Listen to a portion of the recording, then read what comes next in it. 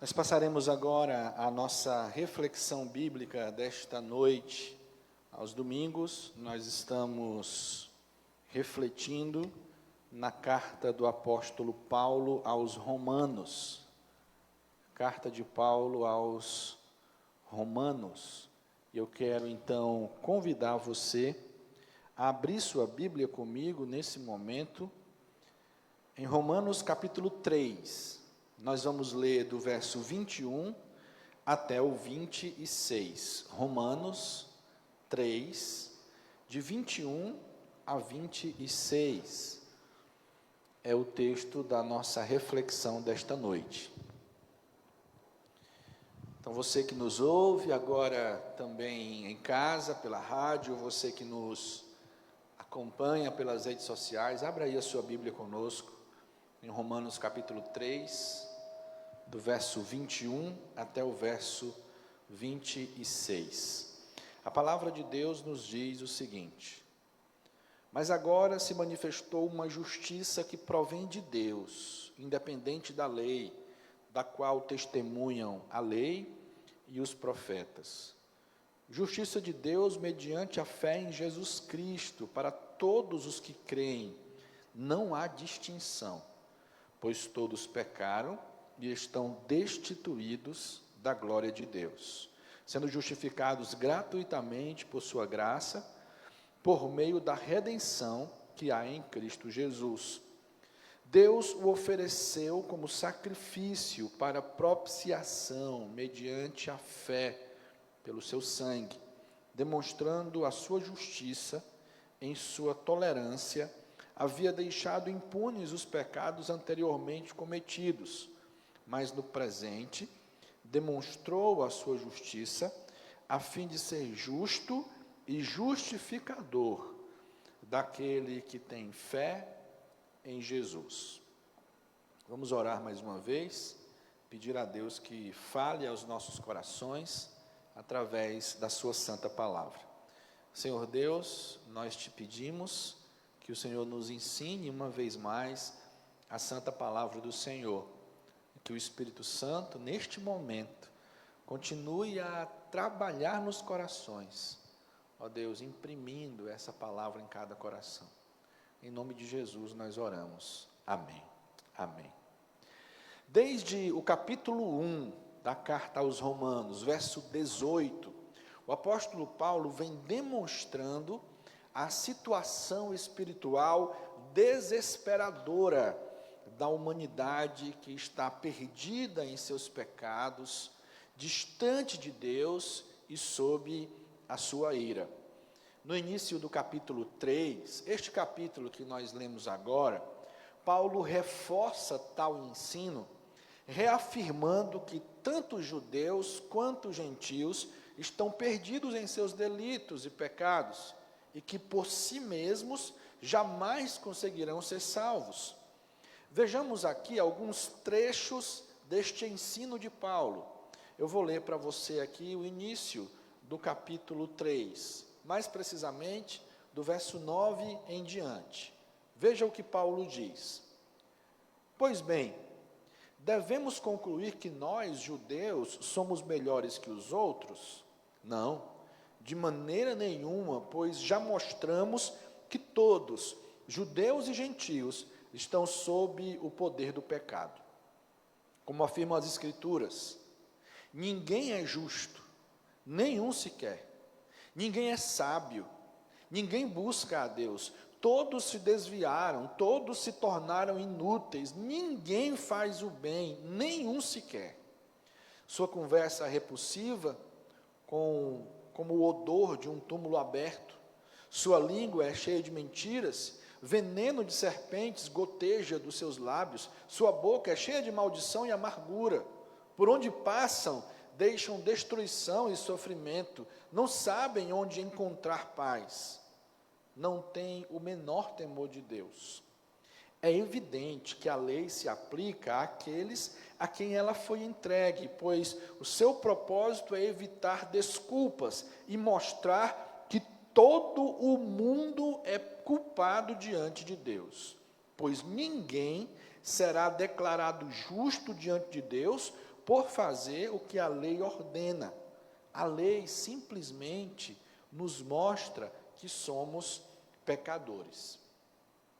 Porém, depois que o apóstolo Paulo, queridos, pinta esse quadro tão terrível a respeito da condição humana, este quadro que eu acabei de ler para você, nesse trecho que vai do verso 9 até o verso 20, ele, no texto da nossa reflexão de hoje, nos versículos que lemos agora há pouco, no início da mensagem, vai nos mostrar como Deus, de maneira graciosa, agiu para resolver essa situação. O que Deus fez para possibilitar e para efetivamente salvar o ser humano dessa condição de pecado que eu li para você agora há pouco. E quando nós lemos Romanos 3, de 21 a 26, nós vemos que o que Deus derramou ali sobre a humanidade e continua derramando para aproximar o homem dele, para resolver a separação entre o homem e ele, é a sua graça. Deus derramou sobre nós a sua sublime graça. E esse é o título da nossa reflexão nesta noite. A sublime graça de Deus. Ao olhar para o texto da nossa reflexão de hoje, nós aprendemos que a sublime graça de Deus foi prometida por toda a Escritura Sagrada. Por favor, querido irmão, querida irmã, ouvintes, leiam comigo, releiam comigo o verso 21. No verso 21, Paulo diz: mas agora se manifestou uma justiça que provém de Deus, independente da lei, da qual testemunham a lei e os profetas. Veja, Paulo descreveu a situação humana, e ele termina a descrição da situação humana dizendo: ninguém pode ser salvo pela lei, por si só, pelas obras da lei, porque as obras da lei servem para nos mostrar o quão pecadores nós somos. E é de fato para isso que a lei realmente vai servir. Por exemplo, quando nós pensamos nos 10 mandamentos, quando nós ouvimos ou lemos nos 10 mandamentos, aquele mandamento que diz, não matarás, o que Deus está fazendo ali é nos mostrando que nós somos capazes de matar, que nós somos pecadores. E aí você pode dizer, pastor, eu jamais seria capaz de fazer tal coisa. Porém, quando Jesus interpreta os 10 mandamentos, e os interpreta de maneira correta, plena, de acordo com a vontade de Deus, em Mateus capítulo 5, ele diz, aquele que chamar o seu irmão de idiota, já o assassinou. Portanto, Jesus diz para nós que o pecado do assassinato, o não matarás, ele é cometido não somente quando nós literalmente tiramos a vida de alguém, mas quando nós falamos algo que denigre alguém, quando falamos algo que machuca alguém, quando falamos algo que rebaixa alguém, nós estamos de alguma maneira assassinando aquela pessoa e assim quebrando este mandamento. Um dos mandamentos nos diz, não terás outros deuses diante de mim.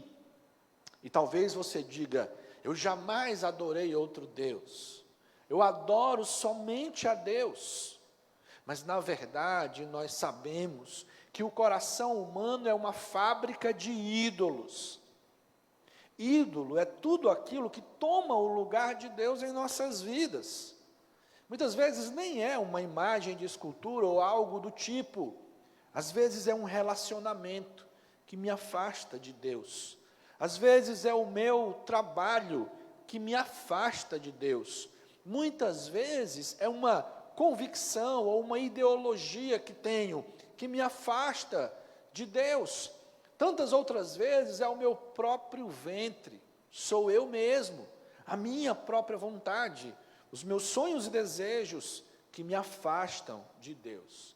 Quando eu faço isso, eu estou quebrando este mandamento. Então Paulo diz, a lei nos mostra tão somente que somos pecadores e que nós não podemos nos salvar por nós mesmos. E aí faz sentido, então, o versículo 21, que completa o pensamento de Paulo dizendo, mas agora Deus manifestou sua justiça, mas agora Deus derramou a sua justiça sobre nós, e entenda-se aqui justiça, o meio pelo qual Deus deseja nos salvar. E ele diz, essa justiça que Deus derramou é independente da lei, ou seja, independente das nossas obras, não é pelo que nós fazemos, não é pelo que nós podemos fazer, não é pelo que nós deixamos de fazer.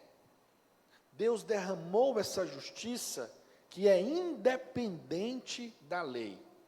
Mas Paulo ainda diz, sobre isso, Deus deu testemunho na lei e nos profetas. Aí talvez haja aqui uma certa confusão. Mas como assim, pastor? Você acabou de dizer que a lei não nos salva, e Deus testemunhou através da lei. Lei e os profetas, como eu já disse aqui algumas outras vezes, é um sinônimo para Escritura Sagrada. Toda vez que aparecem esses dois termos juntos, a lei e os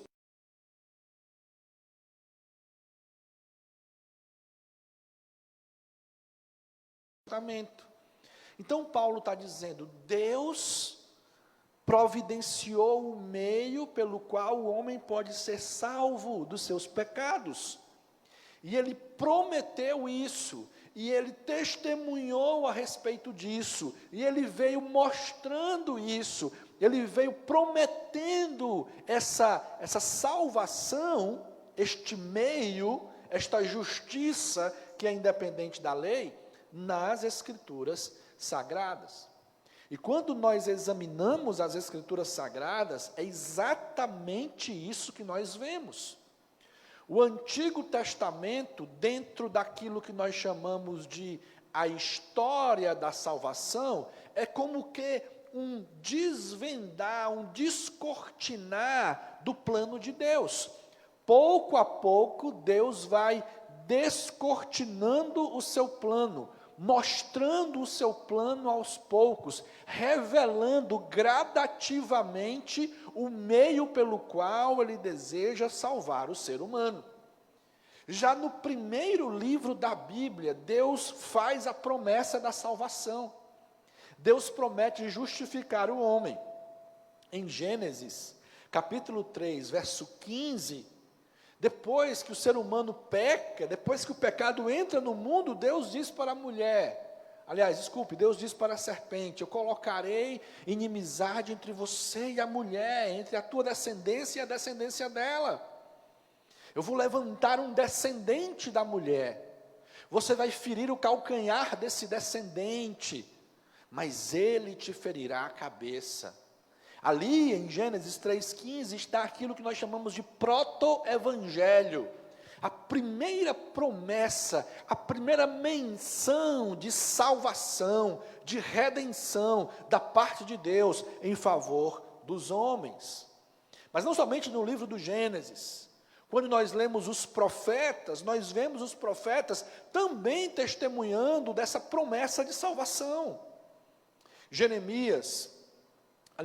Miqueias, no capítulo 5, versos 4 e 5, diz assim, e ele se estabelecerá e os pastoreará na força do Senhor, na majestade do nome do Senhor, seu Deus.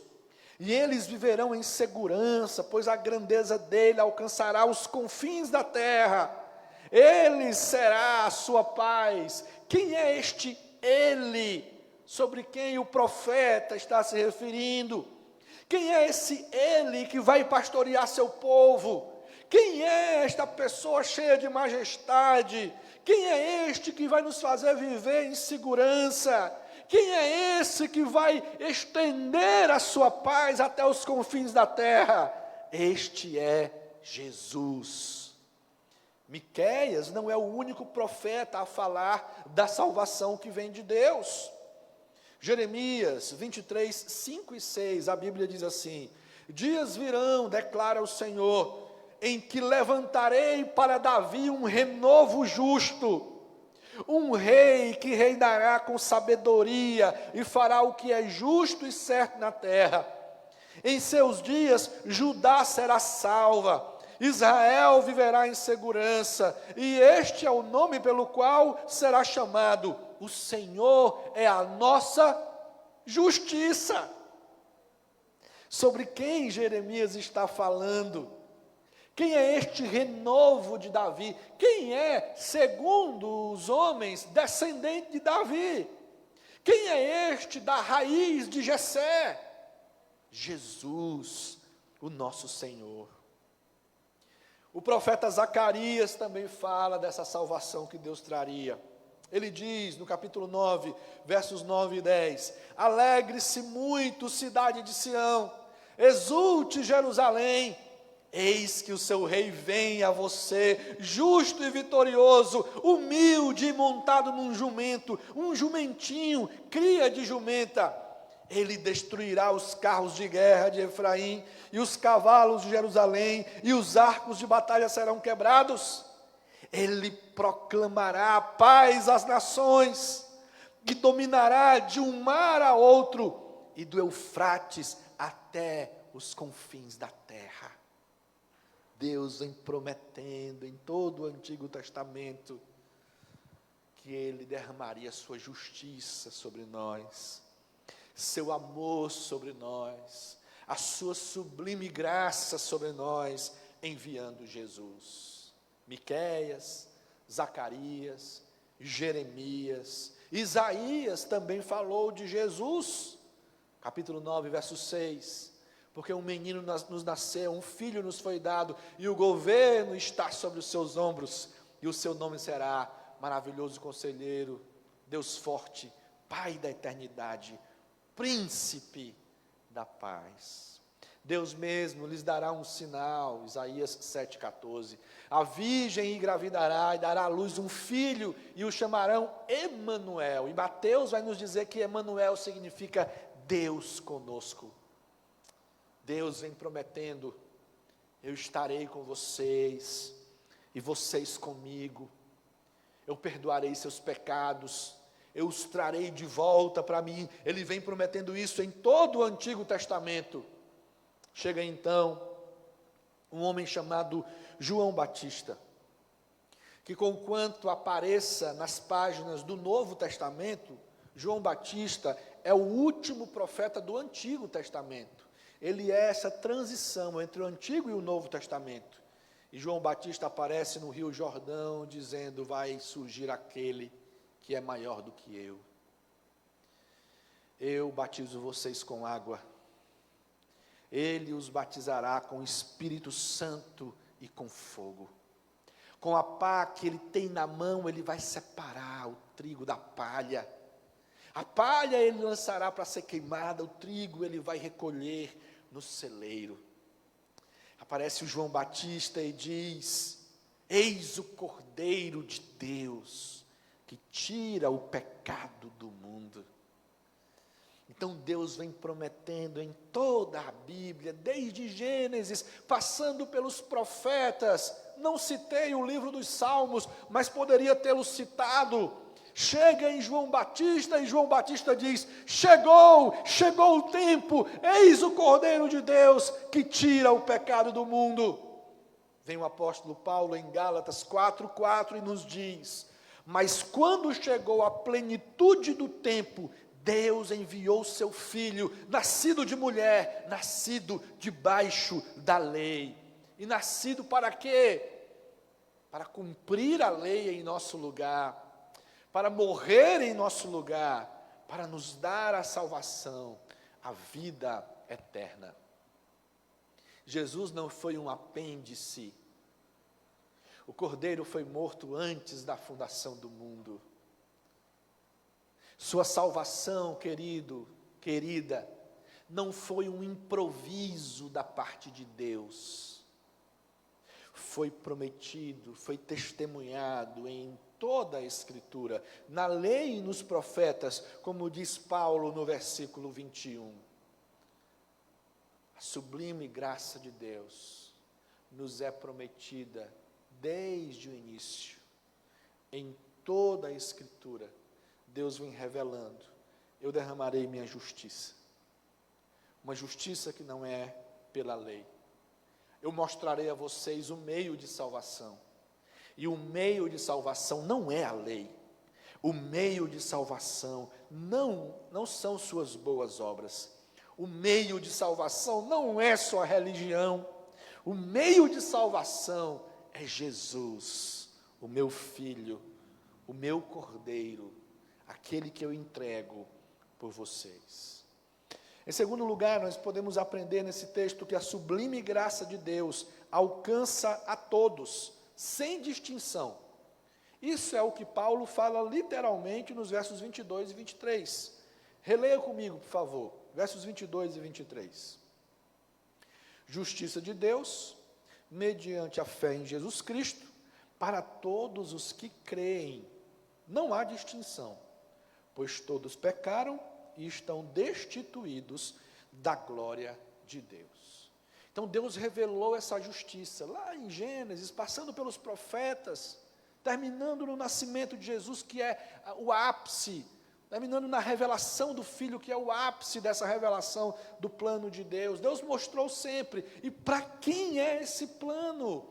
Quem Deus deseja justificar? Paulo deixa claro que essa justiça, esse plano de salvação é para todos, porque não há distinção, diz ele no verso 22. E por que não há distinção? Porque todos pecaram.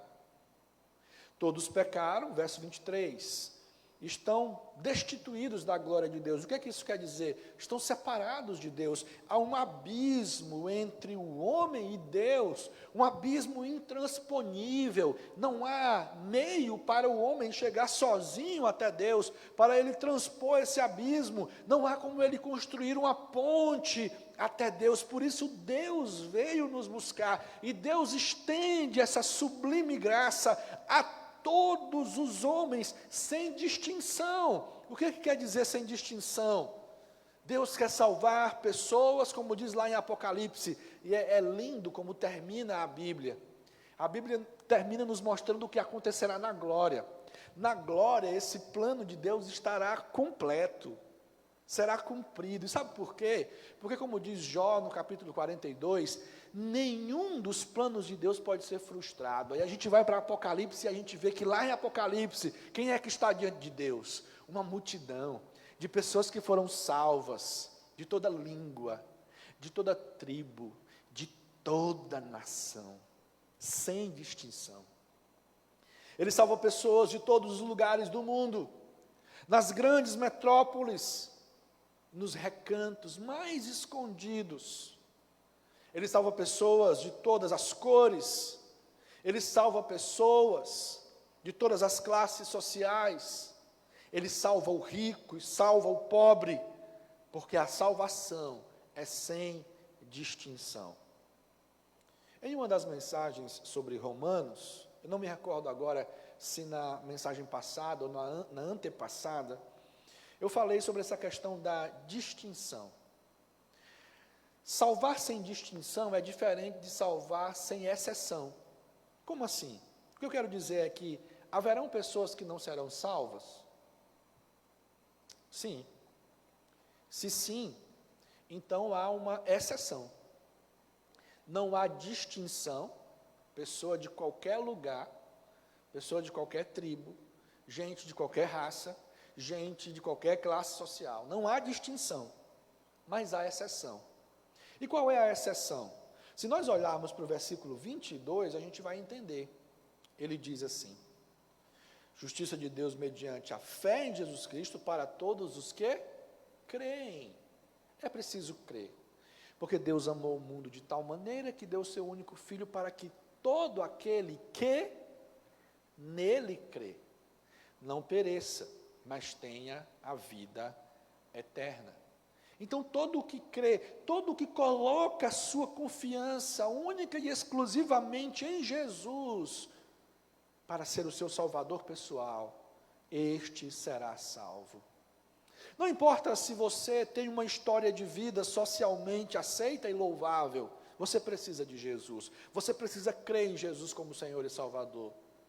Então, ainda que você diga, eu sou alguém honesto, cumpridor dos meus deveres, gente de família, gente de bem, e eu louvo a Deus pela sua vida, mas ainda assim, você precisa crer em Jesus como seu único e suficiente Salvador. Mas talvez você, meu amigo, você, minha amiga, diga assim, a minha vida é tão errada, eu fiz tantas coisas erradas na minha vida, eu sou tão pecador, eu sou tão indigno, que Deus não pode me salvar. Não, não pense assim, pelo contrário, Paulo vai nos dizer, ainda na carta aos Romanos, que aonde abundou o pecado, superabundou a graça. Saiba, como dizia Charles Spurgeon em um dos seus sermões, você não pode dizer que é o maior pecador, você não é o maior dos pecadores, você não é a maior das pecadoras, ainda que tenha feito muitas coisas desagradáveis em sua vida, porque o maior dos pecadores já morreu, e está com o Senhor na glória dos céus. Sabe quem era ele? Segundo ele mesmo, o apóstolo Paulo. O apóstolo Paulo disse categoricamente, eu sou o pior dos pecadores. E ele dizia isso porque ele foi alguém que perseguiu a igreja, que prendeu, que concordou com a morte, que matou muitos cristãos, tão somente porque esses confessavam Jesus como o único e suficiente Salvador. Você não é o pior dos pecadores. E ainda que fosse, para Deus, quanto pior, melhor. Ainda que você viva uma vida completamente desregrada, se você hoje se arrepender dos seus pecados, a sublime graça de Deus é capaz de cobrir os seus pecados, de perdoar os seus pecados e de transformar a sua vida. Então creia, a salvação também é para você. Creia em Jesus como seu único e suficiente Salvador. Em terceiro lugar, nós aprendemos que a sublime graça de Deus entregou Jesus como oferta, oferta pelo pecado. Leia comigo os versos 24 e 25. Versículos 24 e 25 nos dizem o seguinte: sendo justificados gratuitamente por sua graça, por meio da redenção que há em Cristo Jesus. Deus o ofereceu como sacrifício para propiciação, mediante a fé, pelo seu sangue, demonstrando a sua justiça, em sua tolerância, havia deixado impunes os pecados anteriormente cometidos. Grife aqui duas palavras nesse texto.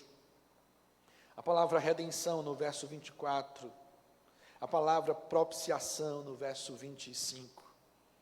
Paulo, portanto, nos diz que Jesus é a redenção pelos nossos pecados. O que é redenção? É pagar o preço. Redenção traz a ideia de resgate, é o resgate.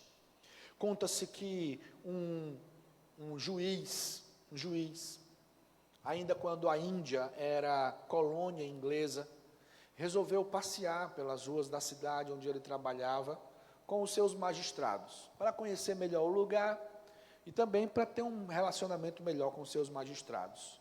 Nesse passeio, quando ele chegou em certo lugar, ele viu uma mulher roubando trigo. Ele abordou a mulher e perguntou, o que a senhora está fazendo aqui? E ela respondeu, meu senhor, eu estou aqui pegando algumas espigas de trigo para dar para o meu filho pequeno, que está passando necessidade. E ele perguntou, essas espigas são suas? Ela disse, não, meu senhor. Então você está presa.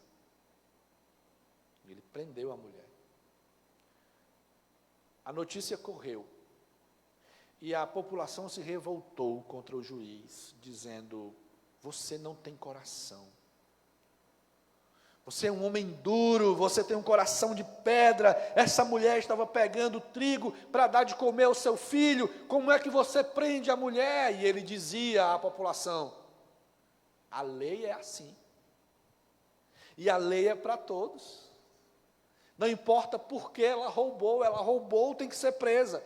E como ela foi pega em flagrante pelo próprio juiz da cidade, não precisou nem de testemunha, ela foi a julgamento. E a população toda da cidade foi para o julgamento, e eles gritavam: você tem um coração de pedra, não condenem essa mulher, ela roubou para alimentar o filho, não é justo. Então o promotor de justiça se levantou e fez a seguinte requisição ao juiz: esta mulher tem que ser presa e condenada a pelo menos 1 ano de prisão. A população se revoltou mais uma vez e clamou ao juiz: não aceite essa acusação, não faça isso. O juiz então pediu a palavra e disse: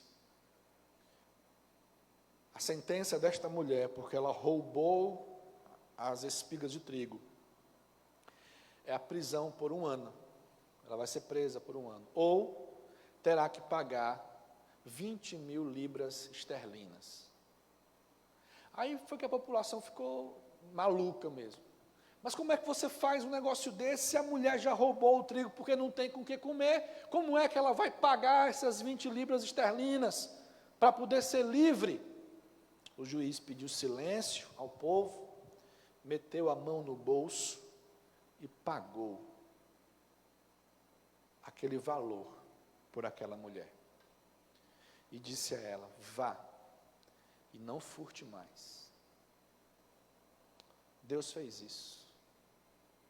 A lei diz: a alma que pecar, esta morrerá. A lei diz que a ira de Deus está sobre todo aquele que permanece endurecido, que permanece no pecado. Ainda que nós, numa tentativa de suavizar a mensagem do Evangelho, muitas vezes digamos que Deus odeia o pecado, mas ama o pecador, não é exatamente assim. Se o pecado está sobre alguém, a ira de Deus não cairá somente sobre o pecado dessa pessoa, mas sobre a pessoa que está em pecado. Mas para não derramar a sua ira sobre os homens, Deus pagou o preço. Isso é redenção. E qual foi o preço? Ele entregou Jesus. Jesus é, como diz Paulo no verso 26, a propiciação pelos nossos pecados. O que é propiciação? No Antigo Testamento havia um templo, e no templo o Santo dos Santos. E no Santo dos Santos ficava a Arca da Aliança do Senhor. E sobre a Arca da Aliança uma tampa de ouro. Essa tampa de ouro era chamada de propiciatório. Uma vez por ano, o sumo sacerdote entrava no Santo dos Santos, pegava o sangue do animal que foi morto para pagar pelos pecados do povo, e aspergia aquele sangue sobre o propiciatório. E Deus então afastava a sua ira do povo. A propiciação é uma oferta que aplaca a ira de Deus e que desvia a ira de Deus de sobre nós. E quem é a nossa propiciação? É Cristo. Aquele que não pecou, foi feito pecado por nós. Isaías diz que ele foi para a cruz, morreu em nosso lugar, como ovelha que vai muda diante dos seus tosqueadores, se entregou como preço, como propiciação, por mim e por você. E finalmente nós podemos aprender nesse texto que a sublime graça de Deus perdoa, e não somente perdoa, mas apaga os pecados de todo aquele que crê. A última parte do verso 26 e o verso 27 nos diz, a última parte do verso 25 e o verso 26 nos dizem o seguinte: em sua tolerância, havia deixado Deus impune os pecados anteriormente cometidos, mas no presente demonstrou a sua justiça, a fim de ser justo e justificador daquele que tem fé em Jesus. Deus, por sua graça e misericórdia, por sua tolerância, olhou para os nossos pecados e os deixou impune. Mas, No tempo que se chama hoje, nós podemos saber e reconhecer que esses pecados que nós cometemos foram a causa da morte de Jesus, que Jesus morreu por causa dos nossos pecados, e um dia Deus punirá estes pecados, não na vida dos que creem, mas daqueles que se mantêm rebeldes contra Ele. Por isso Deus em Cristo Jesus oferece o perdão. Todo aquele que crê em Jesus, como diz o verso 25, ele é justo e justificador daquele que tem fé em Jesus. Todo aquele que crê em Jesus como único e suficiente Salvador, recebe o perdão dos seus pecados. Mas não somente o perdão, ele recebe também a absolvição total. Deus apaga os pecados daqueles que colocam a sua fé em Jesus e que confessam Jesus como único e suficiente Salvador. Em Atos 17:30, o apóstolo Paulo diz assim: no passado Deus não levou em conta essa ignorância.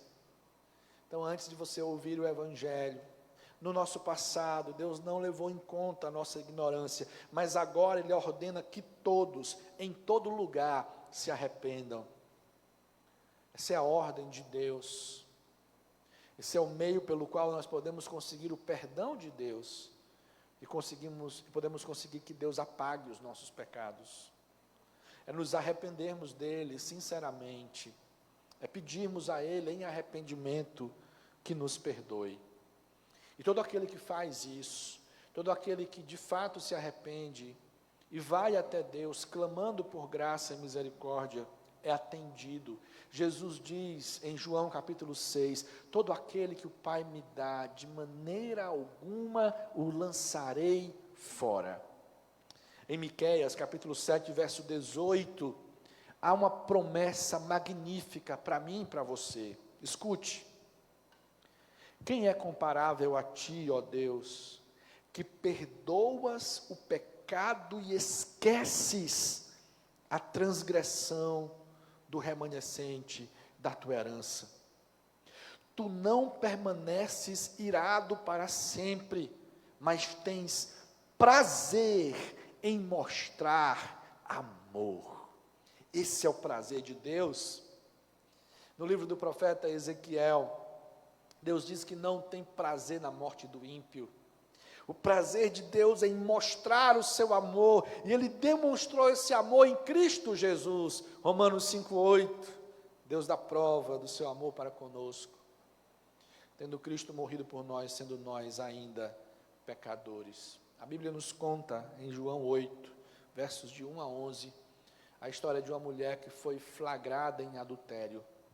Essa mulher seria condenada por causa daquele pecado. Ela deveria morrer apedrejada, mas Jesus a perdoou, e Jesus disse para ela: vai e não peques mais.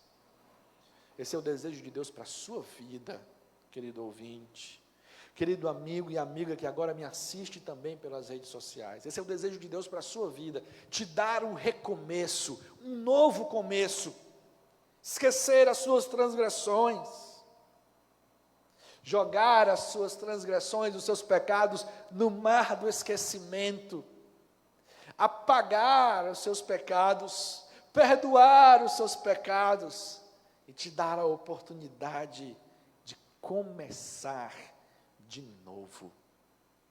Vai, não peques mais, comece de novo.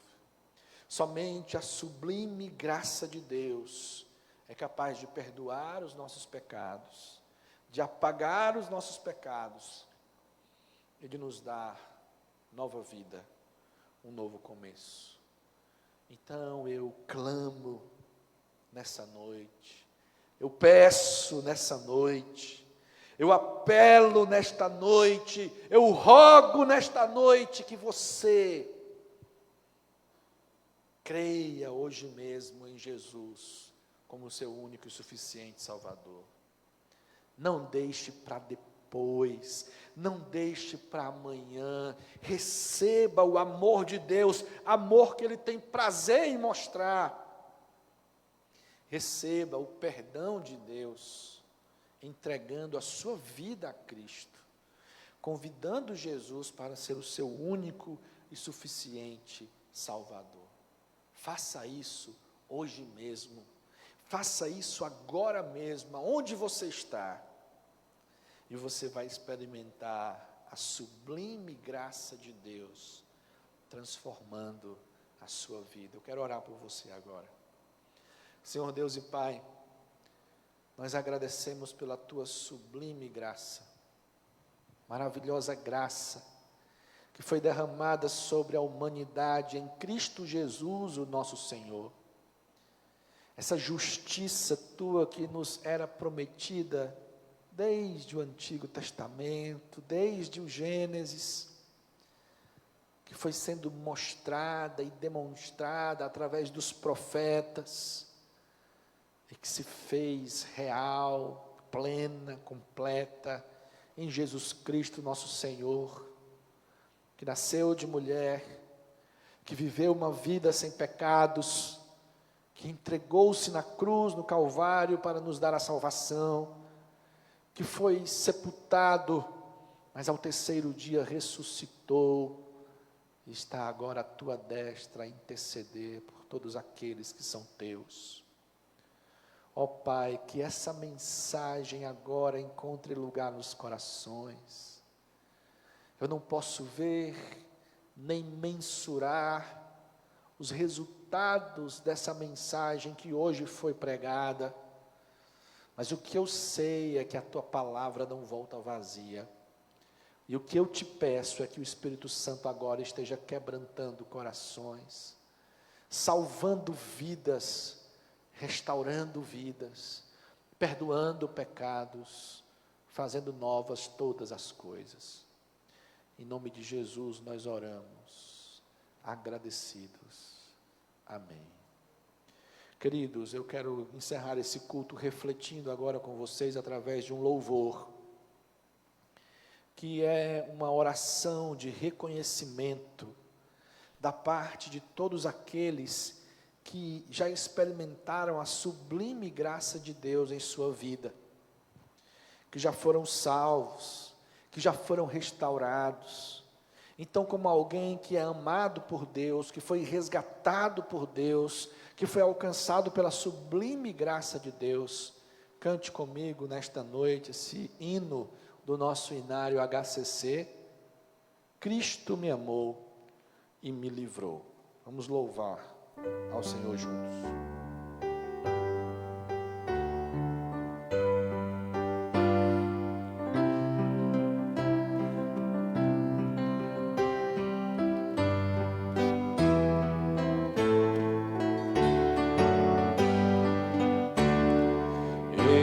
Perdido pecador, longe do meu Jesus,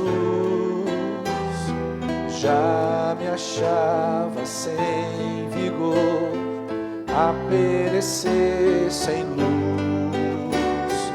Meu estado Cristo viu e me estendeu a mão, e salvar-me conseguiu da perdição.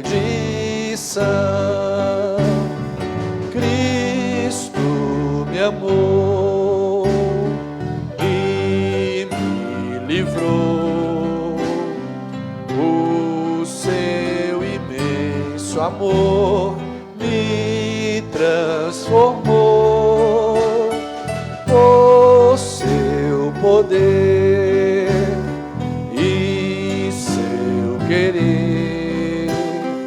Cristo, meu Salvador, me libertou. Minha vida, todo ser, quero lhe consagrar. Ao seu lado vou viver, o seu amor cantar, e a mensagem transmitir aos que perdidos são. Vou ao meu Senhor servir, com gratidão. Cristo me amou e me livrou. O seu imenso amor me transformou. Por seu poder e seu querer, Cristo, meu Salvador, me libertou.